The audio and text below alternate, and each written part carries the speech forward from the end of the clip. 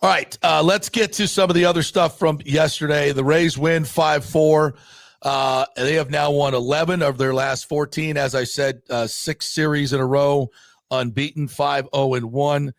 Shade Baz was really good last night to start off, but it was Brandon Lau got it going with a home run last night, had a double, 3 hits on the night.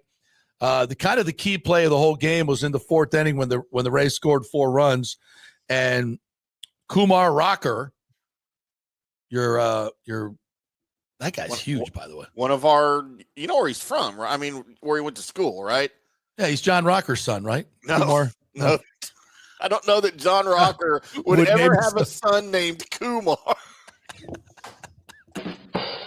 Thank you very much. I thought you'd like that. That was great. We had John Rocker here for a little while, but trust me, he would not have a son named Kumar. Hey, honey, I got a good name for him. How about Kumar? Kumar. No, but we got Kumar Rocker and Jack Leiter on our pitching staff, the number 1 and 2 pitchers from that Vanderbilt team a few years ago. Oh, right. Yeah. We drafted them in consecutive years, and he's a Vandy kid? Huh? Yeah. I thought they were smarter than that, because that was one dumb play last night. Well, and here's the deal. He just came off the 15-day DL. Him and Jack Leiter both have had injury issues since they got here.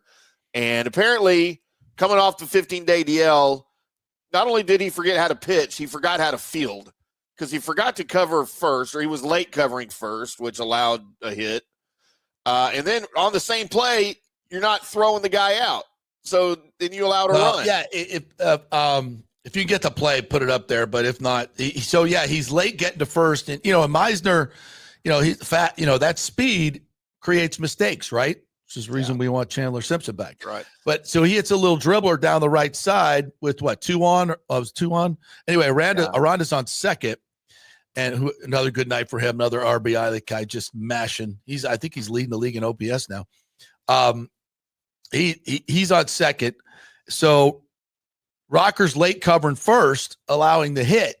And then he just runs by the bag because I guess he's disappointed in himself for not getting the out there. Yeah. Well, and Aranda's and he just starts running into the outfield and paying zero attention. Second baseman's like, yo, guy going home, get your head out of your ass. I'm about to pull it up right now. Yeah, and Aranda scores, and it's a cutaway of Bruce Bochy in the dugout, and he's like, "Oh, it was bad, man. God. It was brutal." And not only that, he wasn't pitching great.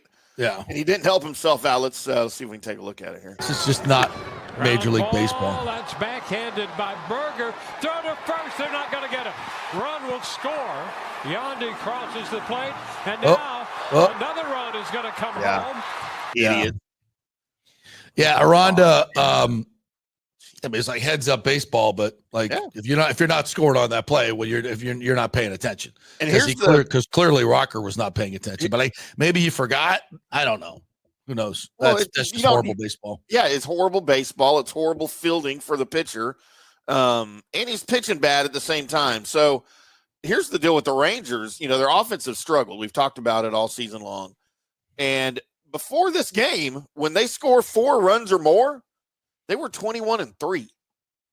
Now they're 21-4 because you can't. Man, I don't know. Kumar, I'm extremely disappointed in both Kumar Rocker and Jack Leiter. Jack Leiter, of course, is Al Leiter's son. Everybody, remembers Al Leiter. Although I like the John Rocker thing better, if that would have been true. But no, man, it's just this team's a mess. This team's where the Rays were a couple months ago, and like I said, the Rangers, by the way, coming off of a season-long 6-game winning streak. Now they're back in the doldrums here. And, you guys as Rays fans, you guys can relate to all of this. You guys have been through this all year. It's an up and down year. And right now the Rangers are very, very down, and they can't do anything right. Well, we're going to keep them down for one more day. Yeah, I'm calling for the sweep today, by the way. I'm calling for the sweep. This Rays team is just really rounding out nicely. And I actually chatted with Eric Neander last night, and he was, he's feeling really good about where they're at right now. I didn't want to challenge him on the Chandler Simpson thing just right away. But look, Chandler's going to be back. It's not like he's not coming back. There's going to be injuries. Right. I just don't, I'll stick by my statement. I don't think they should have sent him down. They got to get rid of Morrell. Yeah. Morrell's just, he's not doing anything. He's not playing. And when he does play, he's horrible. So I don't know what the plan is there, but it's not hurting the team that much right now. I mean, you could say the last 2 losses, they didn't score runs, and I think Morrell started at least one of those games. So, Chandler Simpson could have certainly helped out in those, 1-run games. Can he manufacture a run? Damn right. So, we've made that argument. It is what it is. He'll be back probably sooner than later. They've got to figure out what to do with Morrell. Just get rid of him. Just get rid of him. Again, they're playing well, but, they're also not playing the best teams either. Right? The Rangers are struggling. But they figured it out at Steinbrenner Field. And again, if they've got such a overload of pitching right now. And when Zach Littell, he might be the guy to go. Yeah. I think he's our highest paid starter, if I'm not mistaken. Yeah, we talked about that before. Yeah. Which at like $3.5 million, it's like nothing. But which makes him more valuable to everybody else. And you got Joe Boyle kicking ass in AAA. So he's ready to come up. Shane McClanahan's coming back in July. Shane Baz, honestly, looks like he could be the best closer in baseball, or maybe setup guy. Yeah. He is just, but that third time through the lineup gets him because his slider's not working, but that knuckle curve and the fastball is just electric. He just, he's a strikeout guy. And I think he was a reliever. They stretched him out into a starter, but I think he'd be better off as a reliever. So they've got more arms than they need, right? Yeah. And everybody's going to be looking for starting pitching. So let's go find that big right-handed bat that we need. And like you said, they're figuring it out at home. They're over 500 now at home, 20-19. Yeah. That was the weak spot, and now you're figuring out how to play at Steinbrenner Field. Your offense is kind of clicking a little bit. Your pitching's come together nicely. It is as it has most of the season today. And again, I'm calling for the sweep. JP, today you got Jack Leiter, 4-2, 3.66 ERA against Pepio, 3-5 with a 3.21 ERA. Leiter doesn't play well on the road. So you know what? I'm calling for the sweep. We'll see. I'll be watching. A lot of negativity in the comments today. Rays have allowed 4 runs or fewer in 15 consecutive games. That's one shy of the franchise record set in How about that? Yeah, everything's falling into place, man.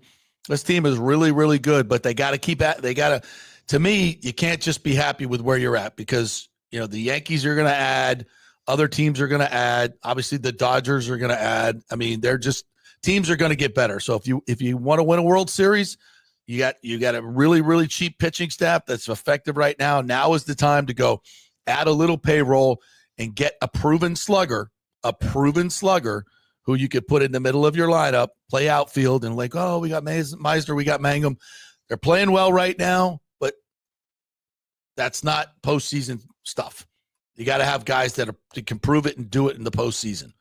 And I think it's a time. It'll be a time to get aggressive at the deadline if they keep playing like this.